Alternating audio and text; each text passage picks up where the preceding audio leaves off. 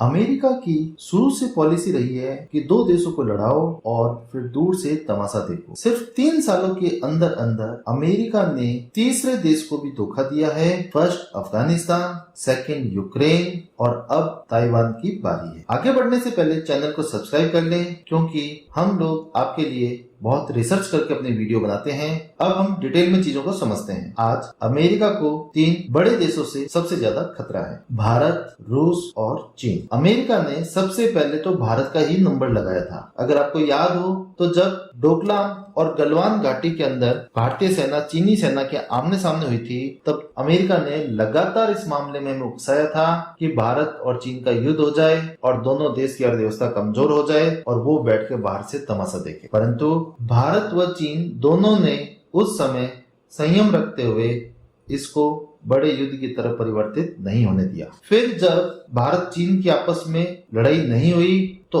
America ने फिर एक नया दांव खेला और अफगानिस्तान से एकाएक ही अपनी सेना को लेकर निकल गया और पूरी दुनिया के सामने ये मैसेज दिया कि हम युद्ध के क्षेत्र से हमारे सैनिकों को फटाफट निकाल रहे हैं, और ये शो करके, हड़बड़ी शो करके अपने हथियारों को वहीं पर छोड़ दिया। भले ही दुनिया की नजर में कुछ भी हो, परंतु वास्तव में उन हथियारों को उन तालिबान आतंकियों को ही देना था जो पाकिस्तान की सहायता से भारत के अंदर अस्थिरता पैदा करते। परंतु भारत ने बहुत समझदारी व कूटनीति का परिचय देते हुए उन हथियारों का रुख पाकिस्तान की तरफ मोड़ दिया। तालिबान आतंकियों की और पाकिस्तान के आपस में छिटपुट घटनाएं होनी शुरू हो गई। तो पाकिस्तान जो कश्मीर की तरफ ध्यान देना चाह रहा था, वो अब ध्यान उसे सारा का सारा अफगानिस्तान बॉर्डर पे देना पड़ रहा है और भारत ने अमेरिका के इस मंसूबे को पानी में मिला दिया। जब भारत में उसकी दाल नहीं गली तो अमेरिका ने रूस का नंबर लगाया और यूक्रेन को चने के झाड़ पे चढ़ाया और कहा कि हम तुम्हें नेटो में शामिल करेंगे, और रूस ने आकर यूक्रेन पर अटैक कर दिया, जिस कारण अमेरिका को मौका मिल गया कि रूस पर सैंक्शन लगा दे और रूस की इकोनॉमी को तबाह कर दे। तो हथियार भी उसके खराब हो रहे हैं रशिया के, और उसकी इकोनॉमी भी खराब हो रही है। तो इस तरीके से उसने रूस को भी काफी हद तक निपटा दिया।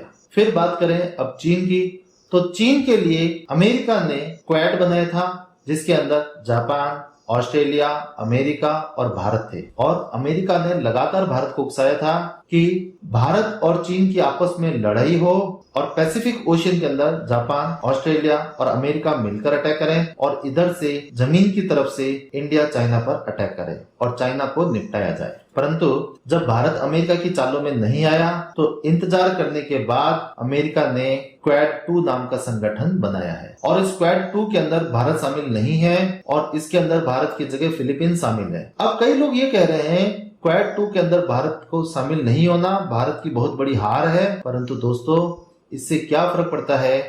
भारत जैसा शक्तिशाली देश नहीं है और फिलीपींस जैसा एक छोटा सा देश जो हमारे एक छोटे से राज्य के बराबर है, वो उसमें शामिल हुआ है।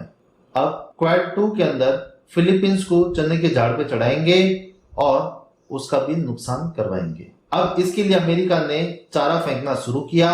ताइवान, जिसकी अमेरिका ने सुरक्षा की एक तरह से गारंटी ले रखी थी, वहां पर अपने नागरिकों को ये बोला कि जल्दी से जल्दी ताइवान को छोड़ दें। दोस्तों, चीन हमेशा कहता आया है कि ताइवान हमारा ही पार्ट है। तो अमेरिका का अपने नागरिकों को ये मैसेज देना एक तरह से चीन को मैसेज देना है कि आप ताइवान पर अटैक कर सकते हो, और जैसे ही चीन इस पर अटैक करेगा अमेरिका उस पर भी सैंक्शन लगा देगा, अमेरिका वहां पर भी अपनी लड़ाई छेड़ देगा और चाइना को बर्बाद करने की तरफ बढ़ेगा। और भारत अगर इस संगठन में शामिल नहीं है तो भारत को भी दूर से तमाशा देखना चाहिए। अमेरिका और चाइना आपस में लड़े और इससे जितना चीन डरा रहेगा उतना वो भारत से सीधा सीधा रहेगा। तो ये भारत के लिए बहुत अच्छी बात है कि क्वाड 2 नाम का संगठन बनाया है जिसमें भारत शामिल नहीं है। इससे भारत को और मौका मिलेगा कि रशिया से अपने संबंध और पॉजिटिव करे। आगे और भी इसके बारे में कोई जानकारी होगी तो मैं आपको देता रहूंगा। आप लोगों का इस पे क्या विचार है,